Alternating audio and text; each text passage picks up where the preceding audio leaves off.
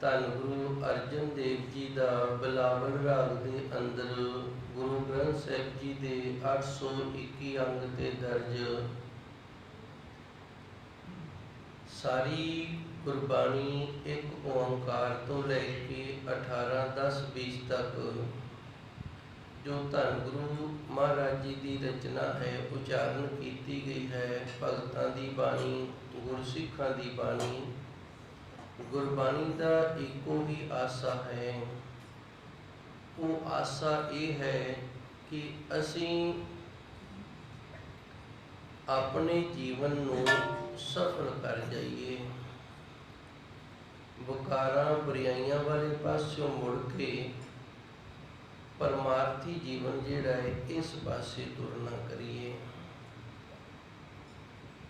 ਗੁਰਬਾਣੀ ਦੇ ਅੰਦਰ ਸ਼ਬਦ ਆਉਂਦੇ ਨੇ ਮੁਕਤ, ਭੁਗਤ ਤੇ ਜੁਗਤ। ਇਹ ਤਿੰਨ ਸ਼ਬਦ ਆਉਂਦੇ ਨੇ। ਆਪ ਜੀ ਨੇ ਬਹੁਤ ਵਾਰੀ ਪੜ੍ਹੇ ਵੀ ਹੋਣਗੇ, ਸਰਵਣ ਵੀ ਕੀਤੇ ਹੋਣਗੇ।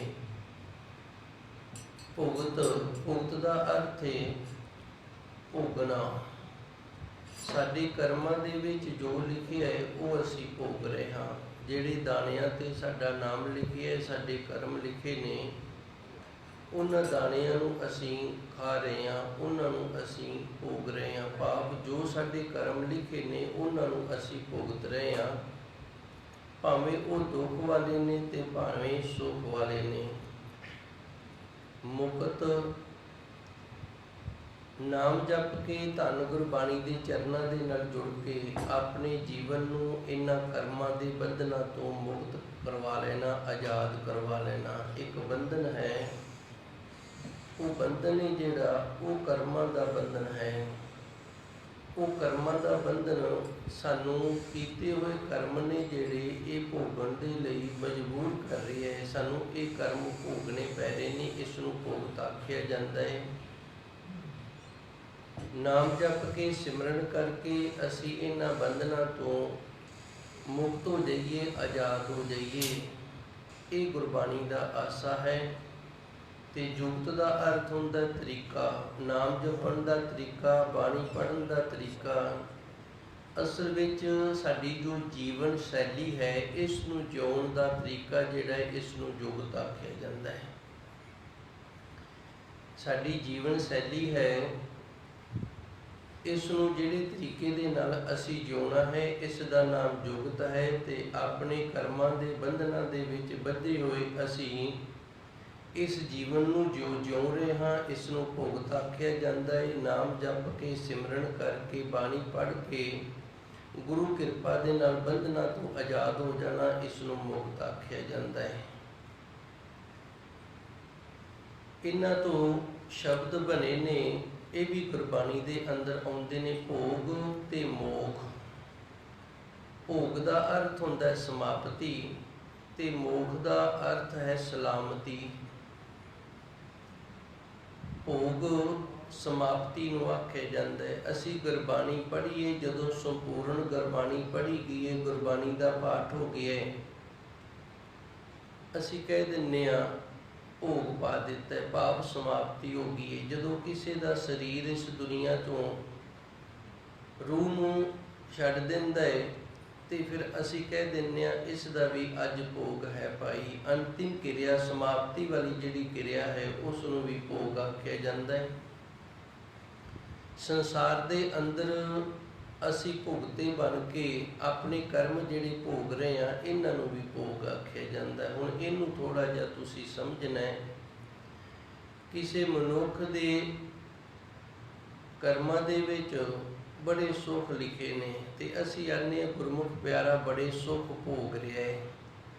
ਇਹਨੂੰ ਜੇ ਤੁਸੀਂ ਇੱਕ ਵਿਦਵਾਨ ਦੀ ਨਿਗਾਹ ਨਾਲ ਵੇਖੋਗੇ ਨਾ, ਤੇ ਉਹ ਵਿਦਵਾਨ ਇਸ ਨੂੰ ਇਸ ਤਰ੍ਹਾਂ ਸਮਝੇਗਾ ਵੀ ਇਹ ਆਪਣੇ ਕੀਤੇ ਹੋਏ ਕਰਮ ਨੇ ਜਿਹੜੇ ਉਹਨਾਂ ਨੂੰ ਸਮਾਪਤ ਕਰ ਰਿਹਾ ਹੈ। ਮੈਂ ਇੱਕ ਵਾਰੀ ਫਿਰ ਦੱਸਾਂ ਥੋੜ੍ਹਾ ਜਿਹਾ। ਕਈ ਗੁਰਮੁਖ ਪਿਆਰੇ ਹੁੰਦੇ ਨੇ, ਆਪਣੇ ਜੀਵਨ ਦੇ ਵਿੱਚ ਬੜੇ ਸੌਖੇ ਹੁੰਦੇ ਨੇ, ਬੜੇ ਸੁਖੀ ਹੁੰਦੇ ਨੇ, ਤੇ ਅਸੀਂ ਉਹਨਾਂ ਲਈ ਸ਼ਬਦ ਵਰਤਦੇ ਹਾਂ, ਇਹ ਗੁਰਮੁਖ ਪਿਆਰਾ ਬੜੇ ਸੁੱਖ ਭੋਗਦਾ ਹੈ।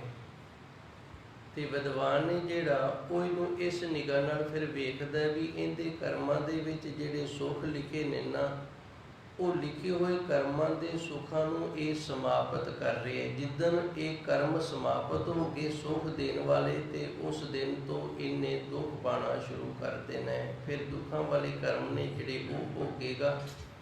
ਉਹ ਕਰਮ ਜਿੱਦਣ ਸਮਾਪਤ ਹੋਣਗੇ ਤੇ ਫਿਰ ਇਹਨੂੰ ਸੁੱਖ ਮਿਲ ਜਾਵੇਗਾ। ਇਸ ਤਰ੍ਹਾਂ ਭੋਗ ਦਾ ਅਰਥ ਹੈ ਸਮਾਪਤੀ, ਤੇ ਮਨੁੱਖ ਜਿਹੜਾ ਇਹ ਕਰਮਾਂ ਨੂੰ ਸਮਾਪਤ ਕਰ ਰਿਹਾ ਹੈ। ਜਿੱਥੇ ਮੈਂ ਗੱਲ ਲੈ ਕੇ ਆਉਣੀ ਹੈ, ਸੁੱਖ ਵਾਲੇ ਕਰਮ ਨੇ ਭਾਵੇਂ ਦੁੱਖ ਵਾਲੇ ਕਰਮ ਨੇ, ਜਦੋਂ ਮਨੁੱਖ ਉਹਨਾਂ ਨੂੰ ਭੋਗਦਾ ਹੈ ਤੇ ਇਹਦਾ ਅਰਥ ਹੈ ਵੀ ਇਹਨੇ ਆਪਣੇ ਜਿਹੜੇ ਕੀਤੇ ਹੋਏ ਕਰਮ ਸਨ ਨਾ, ਇਹ ਸਮਾਪਤ ਕਰ ਦਿੱਤੇ ਨੇ, ਖਰਚ ਕਰ ਲਏ ਨੇ। ਹੁਣ ਇਹ ਦੁਬਾਰਾ ਨਹੀਂ ਭੋਗ ਸਕੇਗਾ। ਜਿਵੇਂ ਕਿਸੇ ਦੀ ਜੇਬ ਦੇ ਵਿੱਚ ਥੋੜ੍ਹੀ ਜਿਹੀ ਮਾਇਆ ਹੋਵੇ, ਇਹ ਉਸ ਮਾਇਆ ਨੂੰ ਖਰਚ ਦੇਵੇ, ਮਾਇਆ ਸਮਾਪਤ ਹੋ ਗਈ ਤੇ ਹੁਣ ਦੁਬਾਰਾ ਉਹਦੇ ਕੋਲ ਮਾਇਆ ਬਟਵੇ ਦੇ ਵਿੱਚ ਨਹੀਂ ਹੈਗੀ। ਫਿਰ ਦੁਬਾਰਾ ਉਹਨੂੰ ਹੋਰ ਕਮਾਣੇ ਪੈਣੇ ਆ, ਹੋਰ ਕਮਾਏਗਾ ਤੇ ਫਿਰ ਉਹਨਾਂ ਨੂੰ ਫਿਰ ਖਰਚੇਗਾ। ਇਸੇ ਤਰ੍ਹਾਂ ਇਹ ਕਰਮਾਂ ਦਾ ਬੰਧਨ ਹੈ ਜਿਹੜਾ ਆਦਿ ਕਾਲ ਤੋਂ ਬਣਿਆ ਹੋਇਆ ਹੈ, ਤੇ ਅਸੀਂ ਇਹ ਕਰਮ ਨਵੇਂ ਕਮਾਉਂਦੇ ਹਾਂ ਤੇ ਪੁਰਾਣੇ ਜਿਹੜੇ ਸਾਡੇ ਕਮਾਏ ਹੋਏ ਨੇ ਉਹਨਾਂ ਨੂੰ ਭੋਗਦੇ ਹਾਂ, ਸਮਾਪਤ ਕਰੀ ਜਾਂਦੇ ਹਾਂ, ਖਰਚ ਕਰੀ ਜਾਂਦੇ ਹਾਂ।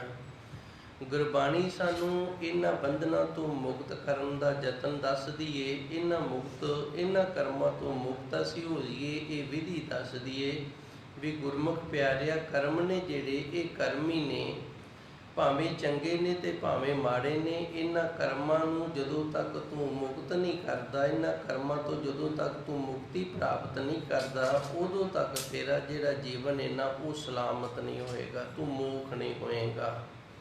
ਸਲਾਮਤ ਉਦੋਂ ਹੋਏਗਾ ਜਦੋਂ ਤੇਰੇ ਕਰਮਾਂ ਦੇ ਬੰਧਨ ਨੇ ਜਿਹੜੇ ਇਹ ਟੁੱਟ ਜਾਣਗੇ, ਇਹਨਾਂ ਤੋਂ ਖਹਿੜਾ ਛੁੱਟ ਜਾਵੇਗਾ। ਨਹੀਂ ਤਾਂ ਫਿਰ ਇਹ ਕਰਮ ਨੇ ਜਿਹੜੇ ਭਾਵੇਂ ਚੰਗੇ ਨੇ ਭਾਵੇਂ ਮਾੜੇ ਨੇ, ਇਹਨਾਂ ਨੂੰ ਕਰੀ ਜਾ ਤੇ ਇਹਨਾਂ ਨੂੰ ਭੋਗੀ ਜਾ। ਹੱਥ ਕੜੀ ਜਿਹੜੀ ਉਹ ਹੱਥ ਕੜੀ ਹੀ ਹੈ, ਭਾਵੇਂ ਉਹ ਲੋਹੇ ਦੀ ਹੋਵੇ ਤੇ ਭਾਵੇਂ ਉਹ ਸੋਨੇ ਚਾਂਦੀ ਦੀ ਹੋਵੇ, ਹੱਥ ਉਹਦੇ ਨਾਲ ਬੱਝੇ ਰਹਿਣੇ ਨੇ। ਉਸੇ ਤਰ੍ਹਾਂ ਕਰਮ ਜਿਹੜੇ ਨੇ ਉਹ ਕਰਮੀ ਨੇ, ਭਾਵੇਂ ਉਹ ਚੰਗੇ ਨੇ ਤੇ ਭਾਵੇਂ ਮਾੜੇ ਨੇ।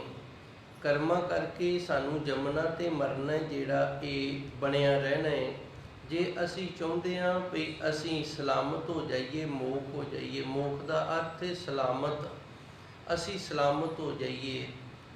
ਜਿਵੇਂ ਉਹ ਨਿਰੰਕਾਰ ਅਕਾਲ ਪੁਰਖ ਵਾਹਿਗੁਰੂ ਸਲਾਮਤ ਹੈ, ਤੂੰ ਸਦਾ ਸਲਾਮਤ ਨਿਰੰਕਾਰ, ਉਹ ਪਰਮਾਤਮਾ ਸਦਾ ਸਲਾਮਤ ਹੈ ਤੇ ਅਸੀਂ ਵੀ ਸਲਾਮਤ ਹੋ ਜਾਈਏ।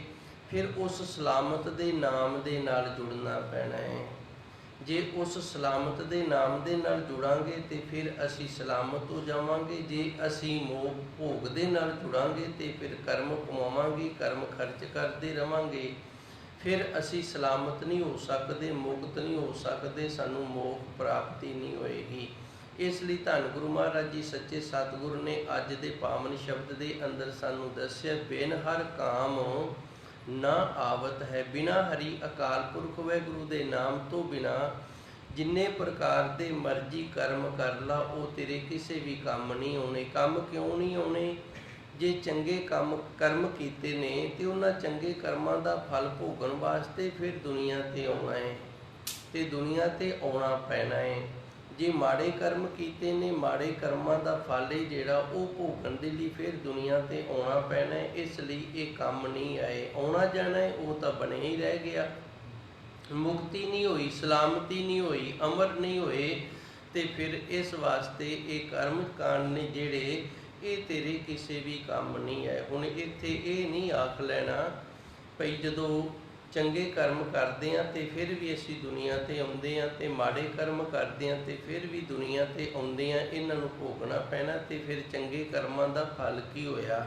ਚੰਗੇ ਕਰਮਾਂ ਦਾ ਫਲ ਇਹ ਹੋਏਗਾ, ਜੇ ਅਸੀਂ ਚੰਗੇ ਕਰਮ ਕਮਾਵਾਂਗੇ ਤੇ ਪ੍ਰਭੂ ਪਰਮਾਤਮਾ ਸੱਚੇ ਸਤਿਗੁਰ ਦੇ ਨਾਮ ਦੇ ਨੇੜੇ ਹੋਵਾਂਗੇ।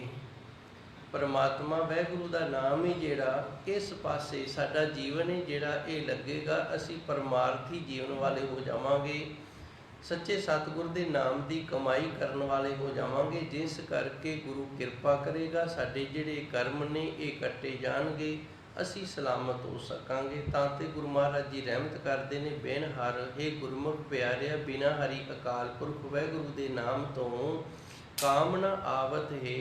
ਇਸ ਦੁਨੀਆ ਦੇ ਅੰਦਰ ਸਾਰੇ ਭੋਗ ਨੇ, ਤੂੰ ਆਪਣੇ ਕੀਤੇ ਹੋਏ ਕਰਮਾਂ ਦੇ ਅਨੁਸਾਰ ਉਹਨਾਂ ਨੂੰ ਭੋਗ ਰਿਹਾ ਹੈ ਤੇ ਆਪਣੇ ਕਰਮਾਂ ਨੂੰ ਸਮਾਪਤ ਕਰ ਰਿਹਾ ਹੈ। ਸਲਾਮਤੀ ਦੇ ਵਾਸਤੇ ਤੂੰ ਕੁਝ ਨਹੀਂ ਕਰ ਰਿਹਾ ਵੀ ਤੂੰ ਸਲਾਮਤ ਹੋ ਜਾਵੇਂ। ਤੂੰ ਉਸ ਪਰਮਾਤਮਾ ਦੇ ਨਾਮ ਨੂੰ ਜਪ, ਉਸ ਸਲਾਮਤ ਦੇ ਨਾਲ ਜੁੜਨਾ ਕਰ, ਜਿਸ ਕਰਕੇ ਤੈਨੂੰ ਮੋਖ ਪ੍ਰਾਪਤੀ ਹੋ ਜਾਵੇ ਜੀ। ਜਾਸਿਓ ਰਾਜ ਮਾਜ ਤੁਮ ਲਾਗੇ, ਮੋਹਣੀ ਮੋਹਾਵਤ ਹੈ। ਧੰਨ ਗੁਰੂ ਮਹਾਰਾਜ ਜੀ ਅਗਲੀ ਤੁਕ ਦੇ ਅੰਦਰ ਕਿਰਪਾ ਕਰਦੇ ਨੇ। ਰਾਚ, ਰਾਚ ਦਾ ਅਰਥ ਹੁੰਦਾ ਰਚ ਮਿਚ ਜਾਣਾ। ਰਾਚ ਮਾਚ, ਇਸ ਦਾ ਅਰਥ ਹੈ ਰਚ ਮਿਚ ਜਾਣਾ, ਇੱਕ ਮਿਕ ਹੋ ਜਾਣਾ। ਜਿਵੇਂ ਸਾਡੇ ਪਰਿਵਾਰ ਦੇ ਵਿੱਚ ਕੋਈ ਨਵਾਂ ਮੈਂਬਰ ਆਉਂਦਾ ਹੈ ਨੂੰਹ ਰਾਣੀ ਦੇ ਰੂਪ ਦੇ ਵਿੱਚ, ਤਾਂ ਉਹ ਸਾਡੇ ਪਰਿਵਾਰ ਦੇ ਵਿੱਚ ਜਦੋਂ ਰਚ ਮਿਚ ਜਾਂਦੀ ਹੈ, ਸਾਡੇ ਪਰਿਵਾਰ ਦੇ ਸੁਭਾਅ ਦੇ ਅਨੁਸਾਰ ਉਹ ਆਪਣੇ ਸੁਭਾਅ ਨੂੰ ਪਰਿਵਰਤਿਤ ਕਰ ਲੈਂਦੀ ਹੈ ਤੇ ਅਸੀਂ ਕਹਿੰਦੇ ਹਾਂ ਇਹ ਜੀ ਬੜਾ ਚੰਗਾ ਹੈ, ਇਹ ਸਾਡੇ ਪਰਿਵਾਰ ਦੇ ਵਿੱਚ ਰਚ ਮਿਚ ਗਿਆ ਹੈ। ਹੁਣ ਧੰਨ ਗੁਰੂ ਮਹਾਰਾਜ ਜੀ ਸੱਚੇ ਸਤਿਗੁਰ ਇੱਥੇ ਸਾਨੂੰ ਇਹ ਦੱਸਦੇ ਨੇ, ਜਾਸੋ ਰਾਚ ਮਾਚ ਤੁਮ ਲਾਗੇ, ਵੀ ਜਿਨ੍ਹਾਂ ਦੇ ਵਿੱਚ ਤੂੰ ਰਚ ਮਿਚ ਗਿਆ ਹੈ, ਭਾਵ ਇਸ ਦੁਨੀਆ ਦੇ ਅੰਦਰ ਤੂੰ ਆਇਆ ਹੈ ਤੇ ਜਿਵੇਂ ਦਾ ਤੈਨੂੰ ਇਹ ਸੰਸਾਰ ਮਿਲਿਆ ਨਾ, ਜਿਹੜੇ ਸੰਸਾਰ ਦੇ ਵਿੱਚ ਆਏ ਹੈ, ਜਿਸ ਤਰ੍ਹਾਂ ਦਾ ਇਹ ਸੰਸਾਰ ਸੀ ਉਸ ਤਰ੍ਹਾਂ ਦਾ ਤੂੰ ਵੀ ਸੰਸਾਰ ਦੇ ਵਿੱਚ ਰਚ ਮਿਚ ਗਿਆ ਹੈ। ਜਿਵੇਂ ਸੰਸਾਰੀ ਪਹਿਲੂ ਤੇਰੇ ਆਉਣ ਤੋਂ ਝੂਠ ਬੋਲਦੇ ਸੀ, ਉਵੇਂ ਤੂੰ ਝੂਠ ਬੋਲਣ ਲੱਗ ਗਿਆ। ਜਿਵੇਂ ਇਹ ਇੱਕ ਦੂਜੇ ਦੀ ਨਿੰਦਿਆ ਚੁਗਲੀ ਕਰਦੇ ਸੀ, ਉਵੇਂ ਤੂੰ ਨਿੰਦਿਆ ਚੁਗਲੀ ਕਰਨ ਲੱਗ ਗਿਆ। ਤੇਰੇ ਵਿੱਚ ਤੇ ਇਹਨਾਂ ਤੇਰੇ ਤੋਂ ਆਇਆਂ ਦੇ ਪਹਿਲੂ ਆਇਆਂ ਦੇ ਵਿੱਚ ਕੋਈ ਫਰਕ ਨਹੀਂ, ਤੂੰ ਇਹਨਾਂ ਦੇ ਵਿੱਚ ਰਚ ਮਿਚ ਗਿਆ। ਤੈਨੂੰ ਇਹਨਾਂ ਦੇ ਵਿੱਚ ਰਚਨਾ ਮਿਚਣਾ ਨਹੀਂ ਸੀ ਚਾਹੀਦਾ, ਤੈਨੂੰ ਉਸ ਪਰਮਾਤਮਾ ਅਕਾਲ ਪੁਰਖ ਦੇ ਨਾਲ ਜੁੜਨਾ ਚਾਹੀਦਾ ਸੀ। ਜਾਸੋ ਰਾਚ ਮਾਚ ਤੁਮ ਲਾਗੇ, ਜਿਨ੍ਹਾਂ ਦੇ ਵਿੱਚ ਤੂੰ ਰਚ ਮਿਚ ਕੇ ਫਿਰ ਲੱਗ ਗਿਆ, ਉਹ ਮੋਹਣੀ ਮੁਹਾਵਤ ਹੈ। ਇਹ ਮੋਹ ਲੈਣ ਵਾਲੇ, ਮੋਹਣੀ ਦਾ ਅਰਥ ਹੁੰਦਾ ਮਨ ਨੂੰ ਮੋਹ ਲੈਣ ਵਾਲੀ, ਮੁਹਾਵਤ ਦਾ ਅਰਥ ਹੈ ਇਹ ਤੈਨੂੰ ਮੋਹ ਰਹੇ ਨੇ। ਮੁਹਾਵਤ ਹੈ ਇਹ ਤੇਰੇ ਜੀਵਨ ਨੂੰ ਬਰਬਾਦ ਕਰ ਰਹੇ ਨੇ, ਇਹ ਤੇਰੇ ਜੀਵਨ ਨੂੰ ਮੋਹ ਰਹੇ ਨੇ। ਹੁਣ ਮੈਂ ਦੋਵਾਂ ਤੁਕਾਂ ਦਾ ਇੱਕ ਵਾਰੀ ਪਾਠ ਕਰਕੇ ਤੇ ਫਿਰ ਆਪ ਜੀ ਨੂੰ ਥੋੜ੍ਹਾ ਜਿਹਾ ਹੋਰ ਸਮਝਾਉਣ ਦਾ ਯਤਨ ਕਰਾਂ, ਤਾਂ ਕਿ ਅੱਜ ਦੇ ਪਾਵਨ ਪਵਿੱਤਰ ਸ਼ਬਦ ਦੇ ਅੰਦਰ ਜੋ ਗੁਰੂ ਮਹਾਰਾਜ ਜੀ ਨੇ ਕਿਰਪਾ ਕੀਤੀ ਹੈ, ਸਾਨੂੰ ਭੋਗਾਂ ਦੇ ਵੱਲੋਂ ਮੋੜ ਕੇ ਤੇ ਮੋਖ ਵਾਲੇ ਪਾਸੇ, ਸਲਾਮਤੀ ਵਾਲੇ ਪਾਸੇ ਜੋੜਿਆ। ਬਿਨ ਹਰ ਕਾਮ ਨਾ ਆਵਤ ਹੈ ਗੁਰਮੁਖ ਪਿਆਰਿਆ, ਇਸ ਸੰਸਾਰ ਦੇ ਅੰਦਰ ਬਿਨਾ ਹਰੀ ਅਕਾਲ ਪੁਰਖ ਵਾਹਿਗੁਰੂ ਦੇ ਨਾਮ ਜਪਣ ਤੋਂ ਹੋਰ ਕੁਝ ਵੀ ਇਸ ਤਰ੍ਹਾਂ ਦਾ ਨਹੀਂ ਜਿਹੜਾ ਤੇਰੇ ਕੰਮ ਦੇ ਵਿੱਚ ਆਉਣ ਵਾਲਾ ਹੋਵੇ। ਜਾਸੋ ਰਾਚ ਮਾਚ ਤੁਮ ਲਾਗੇ, ਜਿਹੜੇ ਸੰਸਾਰ ਦੇ ਵਿੱਚ ਆਣ ਕੇ ਤੂੰ ਰਚ ਮਿਚ ਗਿਆ ਹੈ ਤੇ ਰਚ ਮਿਚ ਕੇ ਉਹਨਾਂ ਵਾਲੇ ਕੰਮਾਂ ਦੇ ਵਿੱਚ ਹੀ ਤੂੰ ਲੱਗ ਗਿਆ ਹੈ, ਉਹ ਮੋਹਣੀ ਮੁਹਾਵਤ ਹੈ। ਇਹ ਉਸ ਪਰਮਾਤਮਾ ਦੀ ਬਣਾਈ ਹੋਈ ਮਾਇਆ ਜਿਹੜੀ ਠੱਗਣੀ, ਉਸ ਨੇ ਤੈਨੂੰ ਮੋਹ ਲਿਆ ਤੇ ਮੋਹ ਕੇ ਇਹ ਸਾਰਿਆਂ ਦੇ ਵਿੱਚ ਤੈਨੂੰ ਇਸ ਤਰ੍ਹਾਂ ਰਲਣ ਮਿਲਣ ਦੇ ਲਈ ਮਜਬੂਰ ਕਰ ਦਿੱਤਾ ਹੈ ਜੀ। ਰਹਾਉ ਕਨਕ ਕਾਮਨੀ ਸੇਜ ਸੋਹਣੀ, ਛੋੜ ਖਿਨੈ ਮਹਿ ਜਾਵਤ ਹੈ। ਹੁਣ ਧੰਨ ਗੁਰੂ ਮਹਾਰਾਜ ਜੀ ਸੱਚੇ ਸਤਿਗੁਰੂ ਪਹਿਲੂ ਰਾਹੋ ਵਾਲੀਆਂ ਦੋ ਤੁਕਾਂ ਸਨ, ਵਿਸ਼ਰਾਮ ਲਾ ਕੇ ਅੱਗੇ ਇਹਨਾਂ ਤੁਕਾਂ ਦਾ ਹੋਰ ਖੁਲਾਸਾ ਕਰਦੇ ਨੇ। ਕਣਕ ਕਾਮਨੀ, ਕਣਕ ਕਹਿੰਦੇ ਨੇ ਸੋਨੇ ਨੂੰ, ਕਾਮਨੀ ਕਹਿੰਦੇ ਨੇ ਪਤਨੀ ਨੂੰ, ਸੇਜ ਕਹਿੰਦੇ ਨੇ ਸਾਡੇ ਘਰ ਬਾਹਰ ਦੇ ਮੰਜਿਆਂ ਬਿਸਤਰਿਆਂ ਨੂੰ, ਜਿਨ੍ਹਾਂ ਤੋਂ ਅਸੀਂ ਸੁੱਖ ਭੋਗਦੇ ਹਾਂ। ਸੋਹਣੀ ਦਾ ਅਰਥ ਹੁੰਦਾ ਸੁੰਦਰ। ਛੋੜ ਖਿਣੇ ਮੈਂ ਜਾਵਤ, ਇਹਨਾਂ ਸਾਰਿਆਂ ਨੂੰ ਛੱਡ ਕੇ ਇੱਕ ਖਿਣ ਦੇ ਵਿੱਚ ਹੀ ਅਸੀਂ ਚਲੇ ਜਾਣਾ ਹੈ। ਦਾਸ ਨੇ ਪ੍ਰਾਰੰਭਤਾ ਦੇ ਵਿੱਚ ਬੇਨਤੀ ਕੀਤੀ ਸੀ, ਮਨੁੱਖ ਜਿਹੜਾ ਇਹਦਾ ਜੀਵਨ ਕਰਮਾਂ ਦੀ ਕਿਤਾਬ ਹੈ ਤੇ ਹਰ ਰੋਜ਼ ਇੱਕ ਪੰਨਾ ਜਿਹੜਾ ਉਹ ਕਰਮਾਂ ਦਾ ਖੋਲ੍ਹ ਲੈਂਦਾ ਹੈ, ਸਵੇਰ ਤੋਂ ਲੈ ਕੇ ਸ਼ਾਮ ਤੱਕ, ਜਾਂ ਇਸ ਤਰ੍ਹਾਂ ਕਹਿ ਲਓ 24 ਘੰਟਿਆਂ ਦੇ ਵਿੱਚ ਇਸ ਕਰਮਾਂ ਵਾਲੀ ਕਿਤਾਬ ਦੇ ਖੋਲ੍ਹੇ ਹੋਏ ਪੰਨੇ ਨੂੰ ਪੜ੍ਹ ਲੈਂਦਾ ਹੈ ਤੇ ਅਗਲੇ ਦਿਨ ਫਿਰ ਨਵਾਂ ਪੰਨਾ ਖੋਲ੍ਹ ਲੈਂਦਾ ਹੈ। ਅੱਜ ਅੰਮ੍ਰਿਤ ਵੇਲੇ ਤੋਂ ਜਦੋਂ ਆਪਾਂ ਉੱਠੇ ਹਾਂ, ਅੱਜ ਦੇ ਕਰਮਾਂ ਵਾਲਾ ਪੰਨਾ ਹੈ ਜਿਹੜਾ ਉਹ ਅਸੀਂ ਖੋਲ੍ਹ ਲਿਆ, ਅੱਜ ਵਾਲੇ ਅੰਗ ਨੂੰ ਅਸੀਂ ਪ੍ਰਕਾਸ਼ ਕਰ ਲਿਆ ਤੇ ਜਿਵੇਂ ਜਿਵੇਂ ਸਾਡੇ ਕਰਮ ਲਿਖੇ ਨੇ ਉਹਨਾਂ ਕਰਮਾਂ ਦੇ ਅਨੁਸਾਰ ਸਾਨੂੰ ਜੋ ਮਿਲਣਾ ਹੈ ਉਹ ਮਿਲੀ ਜਾਣਾ ਹੈ ਤੇ ਜੋ ਵਿਛੜਨਾ ਉਹ ਵਿਛੜੀ ਵੀ ਜਾਣਾ ਹੈ, ਜੋ ਛੁੱਟਣਾ ਉਹ ਛੁੱਟੀ ਵੀ ਜਾਣਾ ਹੈ। ਜਿਹੜੇ ਕਰਮ ਅਸੀਂ ਅੱਜ ਭੋਗਣੇ ਨੇ ਉਹ ਸਾਰੇ ਕਰਮ ਅੱਜ ਭੋਗ ਹੀ ਲੈਣੇ ਨੇ। ਤੇ ਜਿਹੜੇ ਅੱਜ ਅਸੀਂ ਨਵੇਂ ਕਰਮ ਬਣਾਵਾਂਗੇ ਨਾ, ਉਹ ਫਿਰ ਅੱਗੇ ਇਹ ਕਰਮ ਨੇ ਜਿਹੜੇ ਇਹ ਸਾਨੂੰ ਫਿਰ ਭੋਗਣੇ ਪੈਣਗੇ। ਇਸ ਤਰ੍ਹਾਂ ਇਹ ਕਰਮਾਂ ਦਾ ਬੰਧਨ ਹੈ ਜਿਹੜਾ ਇਹ ਬਣ ਜਾਂਦਾ ਹੈ। ਇੱਕ ਸੰਗਲੀ ਹੈ, ਇੱਕ ਕੜੀ ਤੋਂ ਖਹਿੜਾ ਛਡਾਈਦਾ ਹੈ ਤੇ ਦੂਜੀ ਕੜੀ ਹੈ ਜਿਹੜੀ ਉਹ ਅਸੀਂ ਆਪਣੀ ਆਪ ਹੀ ਬਣਾ ਲੈਂਦੇ ਹਾਂ। ਤਾਂ ਕਰਕੇ ਗੁਰੂ ਮਹਾਰਾਜ ਜੀ ਸੱਚੇ ਸਤਿਗੁਰ ਦੀ ਪਾਵਨ ਬਾਣੀ ਹੈ ਜਿਹੜੀ ਇਹ ਸਾਨੂੰ ਕਹਿੰਦੀ ਹੈ, ਵੇਖ ਤੇਰੇ ਜਿਹੜੇ ਕਰਮ ਨੇ ਉਹਨਾਂ ਨੂੰ ਤੂੰ ਭੋਗ, ਪਰ ਉਹਨਾਂ ਕਰਮਾਂ ਨੂੰ ਭੋਗਦਾ ਨਾ ਤੂੰ ਮੋਖ ਵਾਲੇ ਪਾਸੇ ਵੀ ਤੋਰ, ਸਲਾਮਤੀ ਹੈ ਜਿਹੜੀ ਉਹਦੇ ਵਾਲੇ ਪਾਸੇ ਵੀ ਤੋਰ। ਜੇ ਤੇਰਾ ਜੀਵਨ ਸੁਖੀ ਹੈ, ਤੂੰ ਸੁਖ ਵਾਲੇ ਕਰਮ ਕੀਤੇ ਨੇ ਤੇ ਸੁਖ ਭੋਗ ਰਿਹਾ ਹੈ, ਇਹ ਨਾ ਹੋਵੇ ਵੀ ਇੱਕ ਦਿਨ ਸੁਖ ਵਾਲੇ ਕਰਮ ਜਿਹੜੇ ਨੇ ਉਹ ਸਮਾਪਤ ਹੋ ਜਾਣ ਤੇ ਤੂੰ ਸਲਾਮਤੀ ਵਾਲਾ ਕੰਮ ਹੈ ਜਿਹੜਾ ਕੋਈ ਵੀ ਨਾ ਕੀਤਾ ਹੋਵੇ। ਤਾਂ ਤੇ ਜੇ ਜੀਵਨ ਦੇ ਵਿੱਚ ਤੈਨੂੰ ਸੁਖ ਮਿਲਿਆ, ਤੰਦਰੁਸਤੀ ਮਿਲੀ ਹੈ, ਸੱਚੇ ਸਤਿਗੁਰ ਦੀ ਬੜੀ ਬਖਸ਼ਿਸ਼ ਰਹਿਮਤ ਕਿਰਪਾ ਹੈ, ਤੇ ਗੁਰਮੁਖ ਪਿਆਰਿਆ ਸਲਾਮਤੀ ਵਾਲਾ ਕੰਮ ਕਰ, ਜਿਹਦੇ ਨਾਲ ਤੂੰ ਸਦਾ ਸਲਾਮਤ ਦੇ ਨਾਲ ਜੁੜ ਜਾਵੇਂ ਤੇ ਆਪ ਵੀ ਆਪਣੇ ਆਪ ਨੂੰ ਸਦਾ ਸਲਾਮਤ ਕਰ ਜਾਵੇਂ।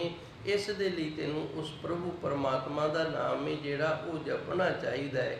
ਪਰ ਤੂੰ ਇਸ ਦੁਨੀਆ ਦੇ ਅੰਦਰ ਆਣ ਕੇ ਇਸ ਸੰਸਾਰ ਦੇ ਵਿੱਚ ਇਸ ਤਰ੍ਹਾਂ ਰਚ ਮਿਚ ਗਿਆ ਹੈ, ਜਿਵੇਂ ਤੇਰੇ ਤੋਂ ਆਉਣ ਵਾਲੇ ਪਹਿਲੂ ਰਚੇ ਵਿਚੇ ਸੀ, ਜਾਂ ਜਿਵੇਂ ਤੂੰ ਪਿਛਲੇ ਜੀਵਨ ਦੇ ਵਿੱਚ ਪਿਛਲੀਆਂ ਜੂਨਾਂ ਦੇ ਵਿੱਚ ਰਚ ਮਿਚ ਕੇ ਆਪਣਾ ਸਮਾਂ ਆਪਣੇ ਕਰਮ ਕਮਾ ਗਏ ਹੈ, ਉਹਨਾਂ ਨੂੰ ਖਰਚ ਕਰ ਗਏ ਹੈ, ਉਵੇਂ ਦੁਬਾਰਾ ਫਿਰ ਉਸੇ ਕੰਮ ਦੇ ਵਿੱਚ ਲੱਗ ਗਏ ਹੈ। ਤੇ ਇਹ ਜਿਹੜੇ ਕੰਮ ਨੇ ਇਹ ਇਸ ਤਰ੍ਹਾਂ ਨੇ, ਕਣਕ, ਸੋਨਾ, ਕਾਮਣੀ, ਪਤਨੀ, ਸੇਜ, ਮੰਜਾ, ਬਿਸਤਰਾ, ਸੋਹਣੀ, ਇਹ ਸਾਰਾ ਕੁਝ ਹੀ ਤੇਰੇ ਕਰਮਾਂ ਦੇ ਅਨੁਸਾਰ ਤੈਨੂੰ ਮਿਲਿਆ ਤੇ ਸਾਰਾ ਕੁਝ ਹੀ ਬੜਾ ਸੋਹਣਾ ਹੈ। ਛੋੜ ਖਿਣੇ ਮੈਂ ਜਾਵਤ, ਇੱਕ ਖਿਣ ਦੇ ਵਿੱਚ ਚਲੇ ਜਾਣੇ ਨੇ। ਭਾਵ ਜਿਹੜਾ ਅਸੀਂ ਕਰਮਾਂ ਵਾਲਾ ਪੰਨਾ ਖੋਲ੍ਹਿਆ, ਅੰਗ ਖੋਲ੍ਹਿਆ ਕਿਤਾਬ ਦਾ, ਇਹਨੂੰ ਜਿਵੇਂ ਜਿਵੇਂ ਸਮਾਂ ਅੱਗੇ ਜਾ ਰਿਹਾ ਉਵੇਂ ਉਵੇਂ ਅਸੀਂ ਪੜ੍ਹਦੇ ਜਾ ਰਹੇ ਹਾਂ, ਇਹਨੂੰ ਭੋਗਦੇ ਜਾ ਰਹੇ ਹਾਂ। ਤੇ ਇੱਕ ਖਿਣ ਜਿਹੜਾ ਇਹ ਵਰਤਮਾਨ ਹੈ, ਵਰਤਮਾਨ ਜਿਹੜਾ ਇਹ ਸਭ ਤੋਂ ਛੋਟਾ ਹੈ। ਅਸੀਂ ਜਦੋਂ ਵਰਤਮਾਨ ਆਖਦੇ ਹਾਂ ਨਾ, ਪਹਿਲਾ ਅੱਖਰ ਵਾਹ ਹੈ ਇਸ ਦਾ, ਤੇ ਆਖਰੀ ਅੱਖਰ ਹੈ ਨਾ ਜਿਹੜਾ ਉਹ ਤੱਤਾ ਹੈ। ਜਦੋਂ ਅਸੀਂ ਇਕੱਲਾ ਰਾਰਾ ਬੋਲਦੇ ਹਾਂ, ਬਸ ਇਤਨਾ ਸਮਾਂ ਜਿਹੜਾ ਇਹ ਵਰਤਮਾਨ ਹੈ। ਵਾਹ ਵੀ ਭੂਤਕਾਲ ਦੇ ਵਿੱਚ ਚਲਾ ਜਾਂਦਾ ਤੇ ਤੱਤਾ ਜਿਹੜਾ ਉਹ ਭਵਿੱਖ ਦੇ ਵਿੱਚ ਰਹਿੰਦਾ ਹੈ। ਤਿੰਨ ਅੱਖਰ ਨੇ ਵਰਤ, ਵਾਵਾ, ਰਾਰਾ ਤੇ ਤੱਤਾ। ਵਰਤ ਦਾ ਅਰਥ ਹੁੰਦਾ ਵਰਤੋਂ ਦੇ ਵਿੱਚ ਆਣਾ, ਜਿਹਨੂੰ ਅਸੀਂ ਵਰਤ ਰਹੇ ਹਾਂ, ਇਸ ਤਰ੍ਹਾਂ ਸਮਝ ਲਓ। ਵਰਤ ਦਾ ਅਰਥ ਹੁੰਦਾ ਹੈ ਜਿਹਨੂੰ ਅਸੀਂ ਵਰਤ ਰਹੇ ਹਾਂ, ਤੇ ਜਿਹੜੀ ਚੀਜ਼ ਨੂੰ ਅਸੀਂ ਵਰਤ ਰਹੇ ਹਾਂ ਜਿਵੇਂ ਜਿਵੇਂ ਵਰਤਦੇ ਉਵੇਂ ਉਵੇਂ ਉਹ ਸਮਾਪਤ ਹੁੰਦੀ ਜਾਂਦੀ ਹੈ। ਜੋ ਵੀ ਬਣਿਆ ਹੈ, ਜਿਸ ਦਾ ਵੀ ਆਕਾਰ ਹੈ, ਉਹ ਵਰਤੋਂ ਵਿੱਚ ਆਉਂਦਾ ਹੈ, ਤੇ ਜਿਹੜੀ ਚੀਜ਼ ਵਰਤੋਂ ਦੇ ਵਿੱਚ ਆਉਂਦੀ ਉਹਦਾ ਨਾਸ ਜ਼ਰੂਰ ਹੋਣਾ ਹੈ, ਉਹਦਾ ਅੰਤ ਜ਼ਰੂਰ ਹੋਣਾ ਹੈ। ਉਸੇ ਤਰ੍ਹਾਂ ਵਰਤਮਾਨ ਹੈ ਜਿਹੜਾ ਇਹ ਤਿੰਨ ਅੱਖਰਾਂ ਤੋਂ ਵਰਤਨ ਤੋਂ ਬਣਿਆ ਹੈ। ਤੂੰ ਵਰਤ ਰਿਹਾ ਆਪਣੇ ਕਰਮਾਂ ਨੂੰ, ਆਪਣੇ ਸਮੇਂ ਨੂੰ, ਤੇ ਉਹ ਛਿਣ ਛਿਣ ਦੇ ਵਿੱਚ ਇਹ ਸਮਾਪਤ ਹੋ ਰਿਹਾ। ਤੇ ਵਰਤਮਾਨ ਦਾ ਜਿਹੜਾ ਸਮਾਂ ਨਾ ਇੱਕ ਛਿਣ ਦਾ ਹੈ। ਇੱਕ ਛਿਣ ਦੇ ਵਿੱਚ ਤੂੰ ਜਿਹੜਾ ਸੋਨਾ ਚਾਂਦੀ ਘਰ ਪਰਿਵਾਰ ਦਾ ਸੁੱਖ ਲੈ ਲਿਆ ਤੇ ਛਿਣ ਦੇ ਵਿੱਚ ਹੀ ਉਹ ਛੁੱਟ ਜਾਣਾ ਹੈ। ਖਿਣੇ ਮੈਂ ਜਾਵਤ ਹੈ, ਛੋੜ ਖਿਣੇ ਮੈਂ ਜਾਵਤ, ਇੱਕ ਛਿਣ ਭਰ ਦੇ ਵਿੱਚ ਇਹ ਸਾਰਾ ਕੁਝ ਮਨੁੱਖ ਤੋਂ ਛੁੱਟ ਜਾਂਦਾ ਹੈ ਜੀ। ਉਰਜ ਰਹਿਓ ਇੰਦਰੀ ਦਸਰ ਤੇਰੇ ਰਿਓ, ਦਿਖੈ ਠਗੋਰੀ ਖਾਵਤ ਹੈ। ਹੁਣ ਅੱਗੇ ਧੰਨ ਗੁਰੂ ਮਹਾਰਾਜ ਜੀ ਸੱਚੇ ਸਤਿਗੁਰ ਕਿਰਪਾ ਕਰਦੇ ਨੇ। ਉਰਜ ਰਹਿਓ, ਉਰਜ ਦਾ ਅਰਥ ਹੁੰਦਾ ਉਲਝਣ ਦੇ ਵਿੱਚ ਪੈ ਜਾਣਾ। ਤੇ ਜਦੋਂ ਮਨੁੱਖ ਉਲਝਣ ਦੇ ਵਿੱਚ ਪੈ ਜਾਂਦਾ ਨਾ, ਫਿਰ ਇਹਨੂੰ ਸਮਝ ਨਹੀਂ ਲੱਗਦੀ ਵੀ ਮੈਂ ਹੁਣ ਕੀ ਕਰਾਂ ਤੇ ਕੀ ਨਾ ਕਰਾਂ, ਕਿਹੜੇ ਪਾਸਿਓਂ ਇਸ ਨੂੰ ਮੈਂ ਸੁਲਝਾਵਾਂ। ਇਹ ਯਤਨ ਦੇ ਵਿੱਚ ਲੱਗਿਆ ਰਹਿੰਦਾ ਹੈ। ਤੇ ਅਸੀਂ ਕਾਹਦੇ ਵਿੱਚ ਉਲਝੇ ਹਾਂ? ਉਰਜ ਰਹਿਓ ਇੰਦਰੀ ਰਸ ਪ੍ਰੇਰਿਓ। ਸਾਡੇ 5 ਗਿਆਨ ਇੰਦਰੀ ਨੇ, 5 ਕਰਮ ਇੰਦਰੀ ਨੇ। ਇਹ ਇੰਦਰੀ ਨੇ ਜਿਹੜੇ ਗਿਆਨ ਇੰਦਰੀ ਜਿਹੜੇ ਨੇ ਇਹ ਇਸ ਵਾਸਤੇ ਨੇ ਕਿ ਸਾਨੂੰ ਗਿਆਨ ਹੈ ਜਿਹੜਾ ਉਹ ਮਿਲਦਾ ਰਹੇ, ਇਹਨਾਂ ਤੋਂ ਅਸੀਂ ਗਿਆਨ ਦੀ ਪ੍ਰਾਪਤੀ ਕਰਨੀ ਹੈ। ਪਰ ਅਸੀਂ ਕੀਤਾ ਕੀ ਹੈ? ਇਹਨਾਂ ਤੋਂ ਗਿਆਨ ਦੀ ਪ੍ਰਾਪਤੀ ਦੀ ਜਗ੍ਹਾ ਤੇ ਅਸੀਂ ਇਹਨਾਂ ਦੇ ਜਿਹੜੇ ਰਸ ਨੇ ਨਾ ਉਹਨਾਂ ਦੇ ਵਿੱਚ ਲੱਗ ਗਏ ਹਾਂ।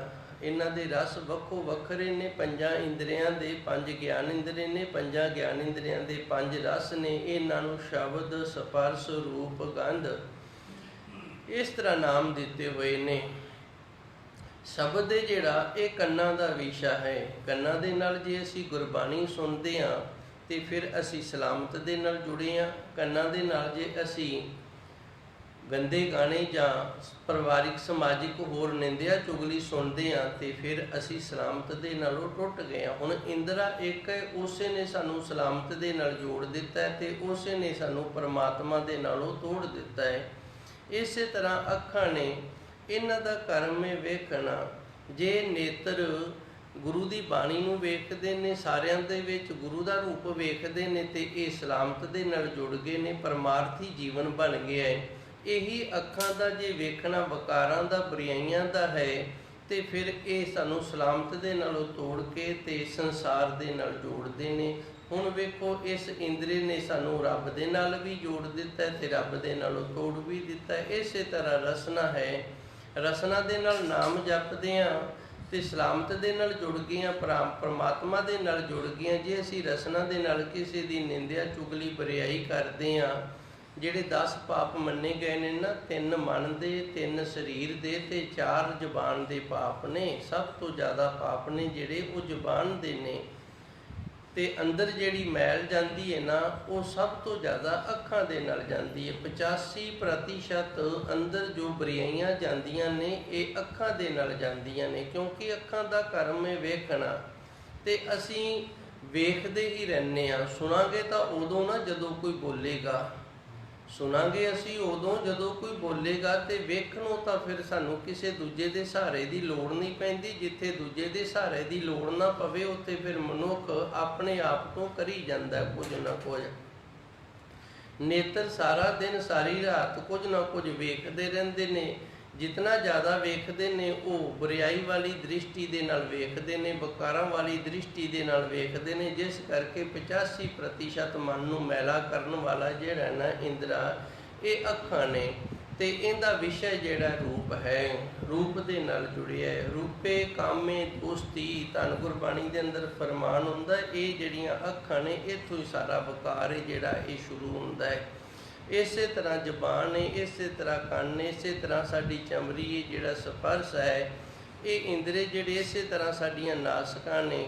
ਇਹ 5 ਇੰਦਰੇ ਨੇ, ਇਹਨਾਂ ਦੇ 5 ਵਿਕਾਰ ਨੇ। ਇਹਨਾਂ ਦੇ ਵਿੱਚ ਅਸੀਂ ਉਲਝੇ ਹਾਂ। ਉਲਝੇ ਕਿਵੇਂ ਆ? ਕਦੀ ਸੁਣਨ ਦੇ ਵਿੱਚ ਉਲਝੇ ਹਾਂ, ਕਦੀ ਦੱਸਣ ਦੇ ਵਿੱਚ ਉਲਝੇ ਹਾਂ, ਕਦੀ ਵੇਖਣ ਦੇ ਵਿੱਚ ਉਲਝੇ ਹਾਂ, ਕਦੀ ਕਿਸੇ ਹੋਰ ਵਿਕਾਰ ਬੁਰਾਈ ਦੇ ਨਾਲ ਜੁੜ ਕੇ ਸ਼ਬਦ ਸਪਰਸ਼ ਸਾਧਕ ਦੇ ਨਾਲ ਅਸੀਂ ਉਲਝੇ ਹੋਏ ਹਾਂ।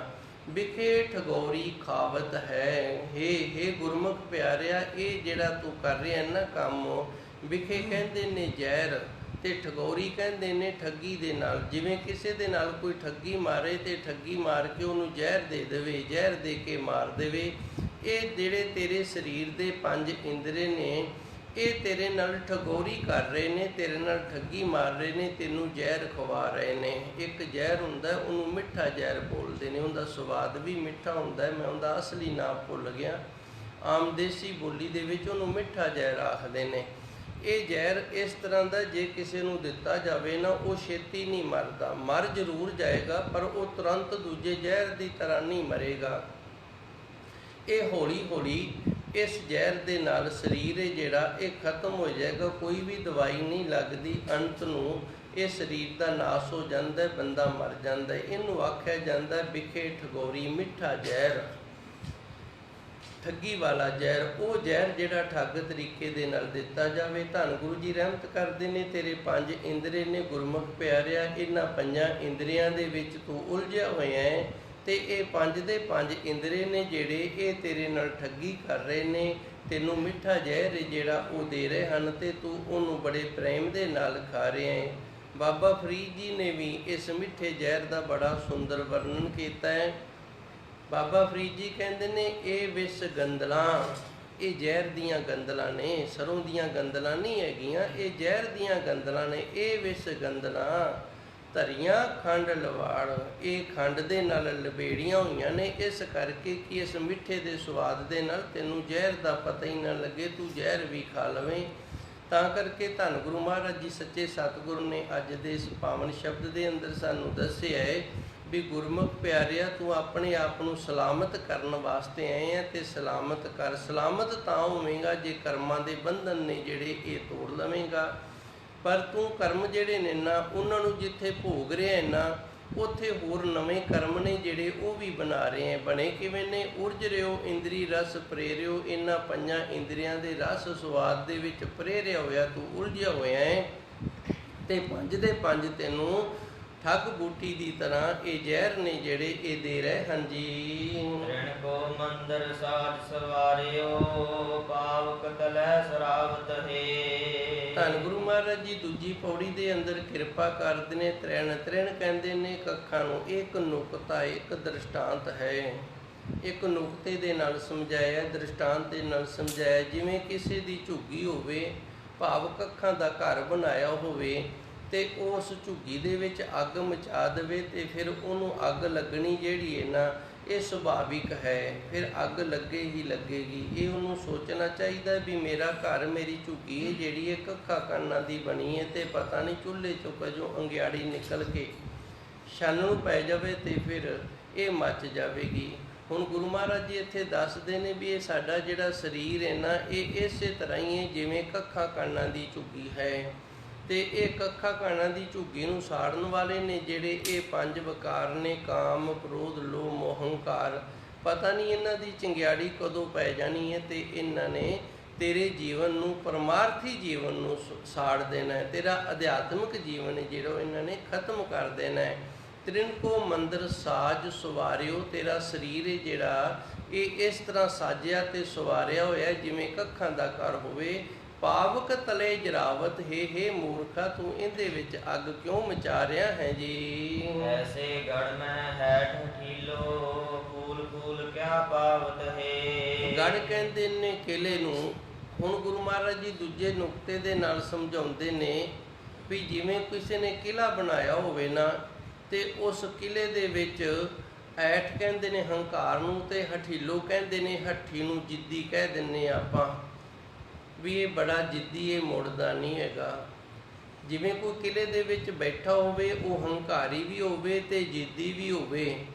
ਫੂਲ ਫੂਲ ਕਿਆ ਪਾਵਤ ਹੈ, ਤੇ ਉਹ ਆਪਣੇ ਹੰਕਾਰ ਤੇ ਆਪਣੀ ਜਿੱਦ ਦੇ ਨਾਲ ਨਾ ਬੜਾ ਫੁੱਲਿਆ ਫਿਰਦਾ ਹੋਵੇ, ਬੜਾ ਖੁਸ਼ ਹੋਵੇ ਵੀ ਮੈਂ ਜੋ ਕਰ ਰਿਹਾ ਨਾ ਬੜਾ ਵਧੀਆ ਕਰ ਰਿਹਾ, ਪਰ ਉਹਨੂੰ ਇਹ ਨਹੀਂ ਪਤਾ ਵੀ ਮੈਂ ਕਿਲੇ ਦੇ ਵਿੱਚ ਬੈਠਾ ਵਾਂ, ਤੇ ਜਦੋਂ ਕਿਲਾ ਟੁੱਟ ਗਿਆ ਜਾਂ ਮੈਂ ਕਿਲੇ 'ਚੋਂ ਬਾਹਰ ਗਿਆ ਤੇ ਉਦੋਂ ਮੈਨੂੰ ਸਾਈਆਂ ਨੇ ਖਤਮ ਕਰ ਦੇਣਾ, ਮੈਂ ਨਹੀਂ ਰਹਿਣਾ।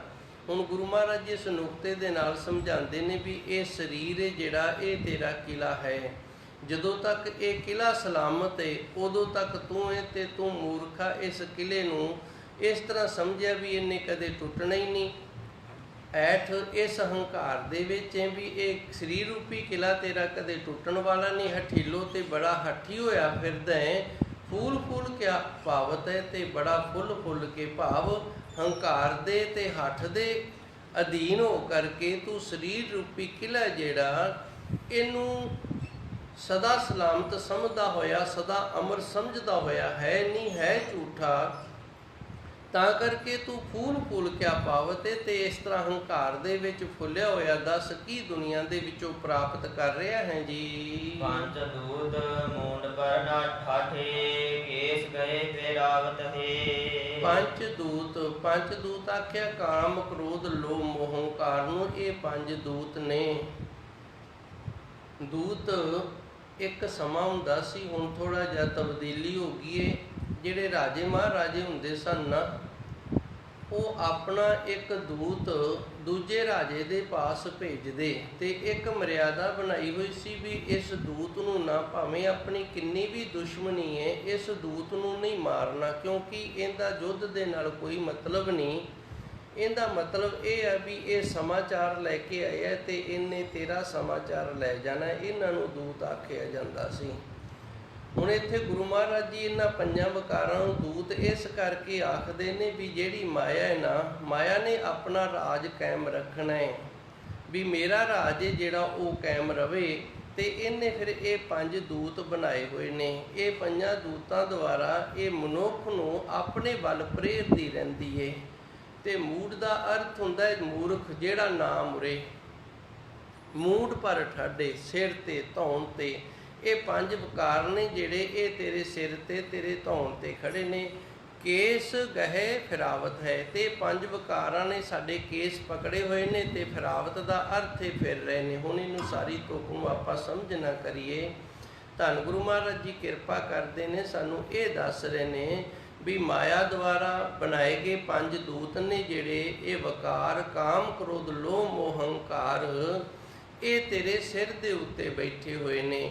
ਇਹ ਤੇਰੇ ਸਿਰ ਦੇ ਉੱਤੇ ਬੈਠੇ ਹੋਏ ਆਪਣੀ ਮਰਜ਼ੀ ਦੇ ਨਾਲ ਤੈਨੂੰ ਉਸੇ ਤਰ੍ਹਾਂ ਫੇਰ ਰਹੇ ਨੇ ਜਿਵੇਂ ਇਹਨਾਂ ਦੀ ਚਾਹਨਾ ਹੁੰਦੀ ਏ। ਕੇਸ ਦਾ ਅਰਥ ਹੈ ਕੇਸ, ਜਿਹਦੇ ਹੱਥ ਦੇ ਵਿੱਚ ਕੇਸ ਪਕੜੇ ਹੋਣ ਤੇ ਉਹ ਫਿਰ ਆਪਣੀ ਇੱਛਾ ਦੇ ਨਾਲ ਉਧਰ ਲਿਜਾ ਸਕਦਾ ਹੈ। ਉਸੇ ਤਰ੍ਹਾਂ ਸਾਡਾ ਮਨ ਹੀ ਜਿਹੜਾ, ਇਹ ਮਨ ਨੂੰ ਮਜਬੂਰ ਕਰਕੇ ਉਸ ਪਾਸੇ ਲਿਜਾ ਰਹੇ ਨੇ ਤੇ ਅਸੀਂ ਉਸ ਪਾਸੇ ਹੀ ਫਿਰ ਰਹੇ ਹਾਂ। ਫਿਰਾਵਤ ਦਾ ਅਰਥ ਹੁੰਦਾ ਫਿਰਨਾ।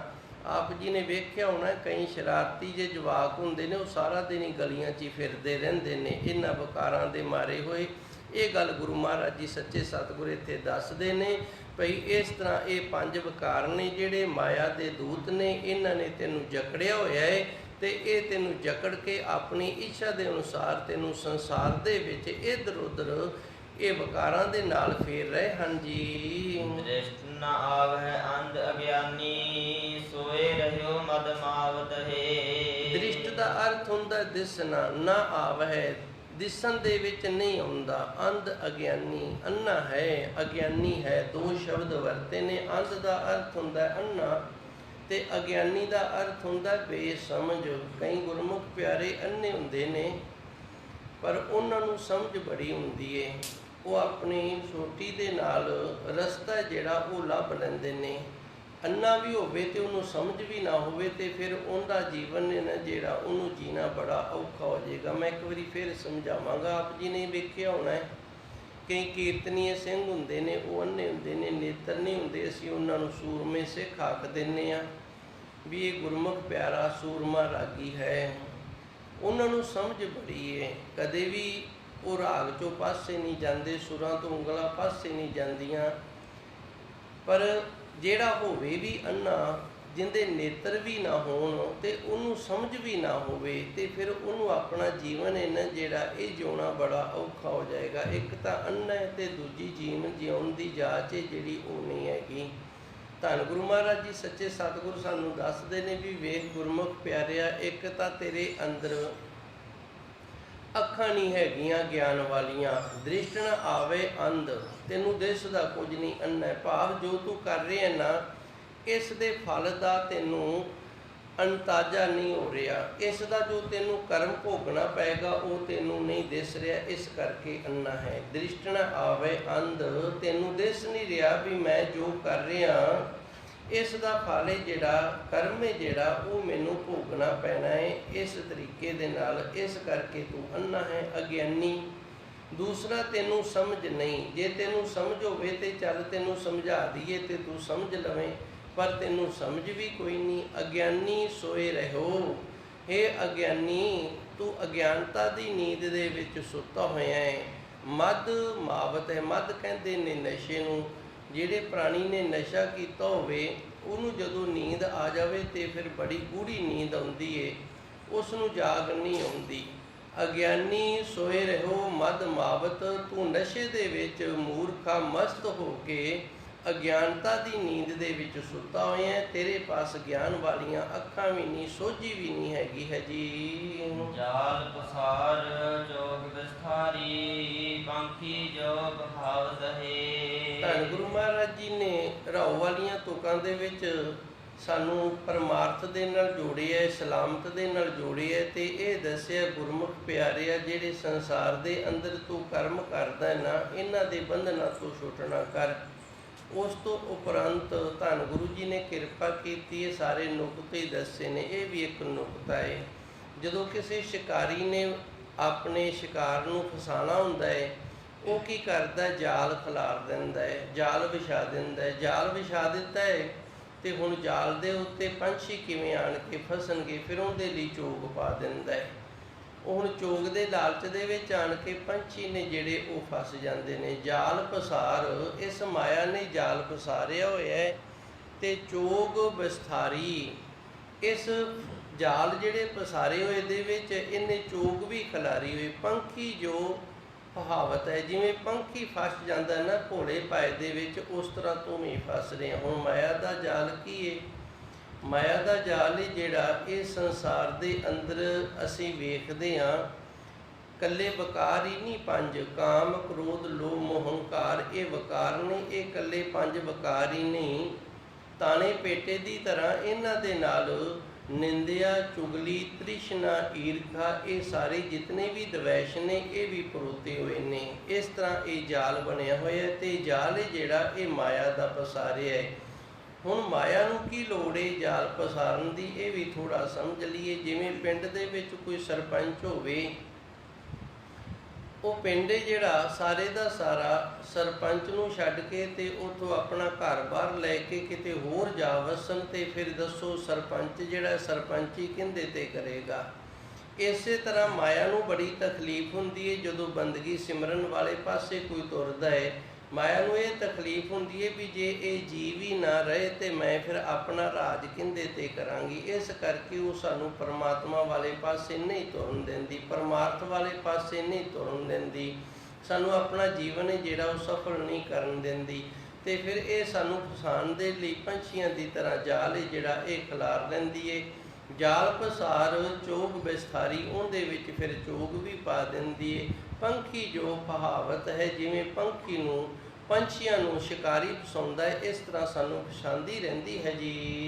ਕਹੋ ਨਾਨਕ ਬੰਧਨ ਕਾਟਣ ਕੋ, ਮੈਂ ਸਤਿਗੁਰ ਪੁਰਖ ਤੇ ਆਵਤ ਹੈ। ਸ਼ਬਦ ਦੀ ਆਖਰੀ ਤੁਕ ਦੇ ਅੰਦਰ ਧੰਨ ਗੁਰੂ ਮਹਾਰਾਜ ਜੀ ਸੱਚੇ ਸਤਿਗੁਰ ਨੇ ਸਾਨੂੰ ਇਹ ਦੱਸਿਆ ਵੀ ਅਸੀਂ ਜੇ ਕਰਮਾਂ ਦੇ ਬੰਧਨਾਂ ਨੂੰ ਕੱਟਣਾ ਚਾਹੁੰਦੇ ਹਾਂ ਨਾ, ਤੇ ਫਿਰ ਸੱਚੇ ਸਤਿਗੁਰ ਦਾ ਸਾਨੂੰ ਸਿਮਰਨ ਕਰਨਾ ਪਏਗਾ। ਕਹੋ ਨਾਨਕ, ਧੰਨ ਗੁਰੂ ਨਾਨਕ ਦੇਵ ਜੀ ਦੱਸ ਰਹੇ ਨੇ, ਬੰਧਨ ਕਾਟਣ ਕੋ, ਜਿਹੜੇ ਕਰਮਾਂ ਦੇ ਬੰਧਨ ਨੇ ਉਹਨਾਂ ਨੂੰ ਕੱਟਣ ਵਾਸਤੇ ਮੈਂ ਸਤਿਗੁਰ ਪੁਰਖ ਧਿਆਵਤ ਹੈ। ਅਸੀਂ ਤਾਂ ਸੱਚੇ ਸਤਿਗੁਰ ਪਰਮਾਤਮਾ ਜਿਹੜਾ ਉਹਦੇ ਨਾਮ ਨੂੰ ਜਪਦੇ ਹਾਂ, ਉਹਦੇ ਸਿਮਰਨ ਨੂੰ ਕਰਦੇ ਹਾਂ। ਹੁਣ ਮੈਂ ਇੱਕ ਵਾਰੀ ਫਿਰ ਆਪ ਜੀ ਨੂੰ ਥੋੜ੍ਹਾ ਜਿਹਾ ਦੱਸ ਦਿਆਂ। ਗੁਰਬਾਣੀ ਹੈ ਜਿਹੜੀ, ਇਹਦੇ ਅੰਦਰ ਸ਼ਬਦ ਹੁੰਦੇ ਨੇ ਭੋਗ ਤੇ ਮੋਖ। ਭੋਗ ਦਾ ਅਰਥ ਹੁੰਦਾ ਭੋਗਣਾ, ਸਮਾਪਤੀ। ਜਿਹੜਾ ਕਰਮ ਹੈ ਉਹ ਕਰਮ ਨੂੰ ਜਦੋਂ ਅਸੀਂ ਖਰਚ ਕਰ ਦਿੱਤਾ, ਉਹ ਕਰਮ ਸਮਾਪਤ ਹੋ ਗਿਆ, ਕੋਈ ਨਵਾਂ ਕਰਮ ਫਿਰ ਚੱਲ ਪਿਆ। ਤੇ ਜਿਹੜਾ ਮੋਖ ਹੈ ਇਸ ਦਾ ਅਰਥ ਹੁੰਦਾ ਸਲਾਮਤੀ। ਅਸੀਂ ਆਪਣਾ ਜੀਵਨ ਹੈ ਨਾ ਜਿਹੜਾ ਇਹਨੂੰ ਸਲਾਮਤ ਕਰਨਾ ਹੈ, ਤੇ ਸਲਾਮਤ ਤਾਂ ਹੋਵਾਂਗੇ ਜੇ ਅਸੀਂ ਸਦਾ ਸਲਾਮਤ ਦੇ ਨਾਲ ਜੁੜਾਂਗੇ। ਸਦਾ ਸਲਾਮਤ ਦੇ ਨਾਲ ਜੁੜਨ ਦੇ ਲਈ ਸਾਨੂੰ ਵਾਹਿਗੁਰੂ ਦਾ ਅਭਿਆਸ ਕਰਨਾ ਪੈਣਾ ਹੈ। ਨਾਮ ਦੇ ਅਭਿਆਸ ਦੇ ਨਾਲ ਸਾਨੂੰ ਆਪਣੇ ਜੀਵਨ ਨੂੰ ਢਾਲਣਾ ਪੈਣਾ ਹੈ। ਫਿਰ ਅਸੀਂ ਉਸ ਸਲਾਮਤ ਦੇ ਨਾਲ ਜੁੜ ਕੇ ਤੇ ਸਲਾਮਤ ਹੋ ਸਕਦੇ ਹਾਂ। ਨਹੀਂ ਤਾਂ ਫਿਰ ਭੋਗ ਨੇ ਜਿਹੜੇ ਇਹਨਾਂ ਨੂੰ ਭੋਗਦੇ ਰਵਾਂਗੇ, ਕਰਮ ਭੋਗੇ ਜਾਣਗੇ। ਹੋਰ ਕਰਮ ਜਿਹੜੇ ਕਮਾਏ ਨੇ ਫਿਰ ਉਹਨਾਂ ਦੀ ਵਾਰੀ ਆ ਜਾਣੀ ਹੈ। ਇਸ ਤਰ੍ਹਾਂ ਸਾਡਾ ਜੀਵਨ ਹੈ ਜਿਹੜਾ ਇਹ ਇੱਕ ਕਰਮਾਂ ਦੇ ਬੰਧਨ ਦੇ ਵਿੱਚ ਬੰਧਿਆ ਹੋਇਆ ਜੰਮਣ ਮਰਨ ਦੇ ਵਿੱਚ ਪਿਆ ਰਹੇਗਾ। ਧੰਨ ਗੁਰਬਾਣੀ ਦਾ ਜਿਹੜਾ ਆਸਾ ਹੈ ਉਹ ਇਹ ਹੈ ਕਿ ਸਾਨੂੰ ਪਰਮਾਰਥੀ ਜੀਵਨ ਹੈ ਜਿਹੜਾ ਇਹ ਜਿਉਣਾ ਚਾਹੀਦਾ ਹੈ। ਪਰਮਾਰਥੀ ਜੀਵਨ ਜਿਉਣ ਦੇ ਲਈ ਸਾਨੂੰ ਨਾਮ ਜਪਣਾ ਚਾਹੀਦਾ, ਸਿਮਰਨ ਕਰਨਾ ਚਾਹੀਦਾ ਹੈ। ਕਰਮ ਨੇ ਜਿਹੜੇ ਇਹ ਚੰਗੇ ਕਰਨੇ ਚਾਹੀਦੇ ਨੇ ਤਾਂ ਕਿ ਸਾਨੂੰ ਨਾਮ ਜਪਣ ਸਿਮਰਨ ਕਰਨ ਦੇ ਵਿੱਚ ਸਹਾਈ ਹੋਣ। ਜਿਵੇਂ ਕੋਈ ਭੁੱਖਾ ਬੈਠਾ ਹੈ, ਉਹਨੂੰ ਅਸੀਂ ਪ੍ਰਸ਼ਾਦਾ ਛਕਾਇਆ ਹੈ, ਇਹ ਹੁਣ ਚੰਗਾ ਕਰਮ ਹੈ। ਤੇ ਇਹ ਚੰਗਾ ਕਰਮ ਸਾਡੇ ਨਾਮ ਜਪਣ ਦੇ ਵਿੱਚ ਕਿਵੇਂ ਸਹਾਈ ਹੋਇਆ? ਉਹਨੇ ਅਸੀਸ ਦਿੱਤੀ ਹੈ। ਉਹਨੇ ਜਦੋਂ ਅਸੀਸ ਦੇ ਦਿੱਤੀ ਹੈ ਤੇ ਪਰਮਾਤਮਾ ਜਿਹੜਾ ਉਹਦੀ ਇਹ ਕੁਦਰਤ ਹੈ, ਸ੍ਰਿਸ਼ਟੀ ਸਾਜੀ ਹੋਈ ਹੈ, ਪਰਮਾਤਮਾ ਨੇ ਉਸ ਗਰੀਬ ਦੀ ਅਸੀਸ ਨੂੰ ਸੁਣ ਕੇ ਤੇ ਸਾਨੂੰ ਨਾਮ ਦੀ ਦਾਤ ਦਿੱਤੀ ਹੈ। ਭਗਤ ਕਬੀਰ ਜੀ ਨੇ ਆਪਣੇ ਸ਼ਬਦਾਂ ਦੇ ਅੰਦਰ ਇਹਨੂੰ ਬੜਾ ਸੁੰਦਰ ਖੁਲਾਸਾ ਕੀਤਾ। ਕਬੀਰ ਸਾਗਰ ਦੇ ਅੰਦਰ ਲਿਖਦਾ ਭਗਤ ਕਬੀਰ ਜੀ, ਦੇਣੇ ਕੋ ਅੰਨ ਦਾਨ ਹੈ, ਲੈਣੇ ਕੋ ਸਤਨਾਮ। ਇੱਥੇ ਭਗਤ ਕਬੀਰ ਜੀ ਨੇ ਸਾਨੂੰ ਇਹ ਦੱਸਿਆ, ਗੁਰਮੁਖ ਪਿਆਰਿਆ ਚੰਗਾ ਕਰਮ ਕਰ। ਤੇ ਜਦੋਂ ਤੂੰ ਚੰਗਾ ਕਰਮ ਕਰੇਗਾ ਨਾ, ਉਹ ਚੰਗੇ ਕਰਮ ਦੇ ਬਦਲੇ ਉਹਨੂੰ ਇਹ ਆਖ ਵੀ ਤੂੰ ਮੈਨੂੰ ਅਸੀਸ ਦੇ, ਵੀ ਮੈਨੂੰ ਸੱਚਾ ਸਤਿਗੁਰ ਦਾ ਜਿਹੜਾ ਨਾਮ ਹੈ ਨਾ ਉਹ ਚੇਤੇ ਆਵੇ। ਉਹਦੀ ਕੀਤੀ ਹੋਈ ਅਰਦਾਸ, ਉਹਦੀ ਅਸੀਸ ਦੇ ਨਾਲ ਤੈਨੂੰ ਨਾਮ ਚੇਤੇ ਆਏਗਾ, ਜਿਸ ਦੇ ਨਾਲ ਤੂੰ ਸਲਾਮਤ ਦੇ ਨਾਲ ਜੁੜ ਜਾਏਗਾ। ਮੇਰੇ ਖਿਆਲ ਗੱਲ ਪਕੜ ਦੇ ਵਿੱਚ ਆ ਗਈ ਹੋਣੀ ਹੈ, ਸਮਾਂ ਵੀ ਹੋ ਗਿਆ ਹੈ। ਮੈਂ ਇੱਕ ਵਾਰੀ ਫਿਰ ਥੋੜ੍ਹੀ ਜਿਹੀ ਹੋਰ ਖੇਚਲਾ ਕਰਦਿਆਂ ਤਾਂ ਕਿ ਪਾਵਨ ਸ਼ਬਦ ਅੱਜ ਦਾ ਧੰਨ ਗੁਰੂ ਅਰਜਨ ਦੇਵ ਜੀ ਨੇ ਜੋ ਬਖਸ਼ਿਸ਼ ਰਹਿਮਤ ਕੀਤੀ ਹੈ ਇਹਦੀ ਸਾਨੂੰ ਸਮਝ ਆ ਜਾਵੇ। ਧੰਨ ਗੁਰੂ ਮਹਾਰਾਜ ਜੀ ਨੇ ਸਾਨੂੰ ਸੰਸਾਰ ਦੇ ਜਿਹੜੇ ਅਸੀਂ ਭੋਗ ਭੋਗਦੇ ਹਾਂ, ਸਾਡੇ ਲਿਖੇ ਹੋਏ ਕਰਮਾਂ ਦੇ ਅਨੁਸਾਰ ਉਹ ਭੋਗਦਿਆਂ ਹੋਇਆਂ ਨਾਲ ਸਲਾਮਤ ਦੇ ਜੋੜਨ ਦਾ ਯਤਨ ਕੀਤਾ ਹੈ ਵੀ ਤੂੰ ਪਰਮਾਤਮਾ ਦੇ ਨਾਲ ਜੁੜ, ਤੇ ਇਹ ਜਿਹੜੇ ਬੰਧਨ ਨੇ ਕਰਮਾਂ ਦੇ, ਇਹਨਾਂ ਤੋਂ ਕਿਵੇਂ ਨਾ ਕਿਵੇਂ ਆਪਣੇ ਆਪ ਨੂੰ ਛਡਾਉਣਾ ਕਰ। ਛੁੱਟਣ ਦਾ ਜਿਹੜਾ ਸਾਧਨ ਹੈ ਉਹ ਇਹ ਹੈ ਕਿ ਤੂੰ ਸੰਸਾਰ ਦੇ ਅੰਦਰ ਰਹਿੰਦਾ ਹੋਇਆ ਨਾਮ ਅਭਿਆਸੀ ਹੋ ਜਾ, ਬਾਣੀ ਦਾ ਅਭਿਆਸ ਕਰ, ਸੇਵਾ ਤੇ ਸਿਮਰਨ ਦੇ ਨਾਲ ਤੂੰ ਕਰਮਾਂ ਦੇ ਬੰਧਨਾਂ ਨੂੰ ਤੋੜ ਲਵੇਂਗਾ ਤੇ ਫਿਰ ਤੂੰ ਉਸ ਪਰਮਾਤਮਾ ਸੱਚੇ ਸਤਿਗੁਰ ਦੇ ਨਾਲ ਜੁੜ ਕੇ ਤੇ ਆਪਣੇ ਜੀਵਨ ਨੂੰ ਸਲਾਮਤ ਕਰ ਜਾਵੇਂਗਾ। ਪਾਵਨ ਸ਼ਬਦ ਧੰਨ ਗੁਰੂ ਅਰਜਨ ਦੇਵ ਜੀ ਦਾ ਜੋ ਬਖਸ਼ਿਸ਼ ਕੀਤਾ ਹੋਇਆ, ਜਿਸ ਦੀਆਂ ਆਪਾਂ ਨੇ ਵਿਚਾਰਾਂ ਸਰਵਣ ਕੀਤੀਆਂ ਨੇ, ਧੰਨ ਗੁਰੂ ਮਹਾਰਾਜ ਜੀ ਕਿਰਪਾ ਕਰਨ, ਇਹਦੇ ਅੰਦਰ ਜੋ ਗਿਆਨ ਦੀ ਦਾਤ ਬਖਸ਼ਿਸ਼ ਕੀਤੀ ਹੈ, ਇਹ ਗਿਆਨ ਸਾਡੇ ਅੰਦਰ ਰੁਕੇ ਤੇ ਅਸੀਂ ਵੀ ਭੋਗ ਨੂੰ ਛੱਡ ਕੇ ਤੇ ਮੋਖ ਦੇ ਨਾਲ ਆਪਣੇ ਆਪ ਨੂੰ ਸਲਾਮਤ ਕਰਨ ਵਾਲੇ ਪਾਸੇ ਤੁਰਨਾ ਕਰੀਏ। ਦੇਹੋ ਸੱਜਣ ਆਸੀਸ ਰਿਆ, ਜੋ ਹੋਵੇ ਸਹਿਬ ਸਿਉ ਮੇਲ। ਜਾਲ ਪ੍ਰਸਾਦ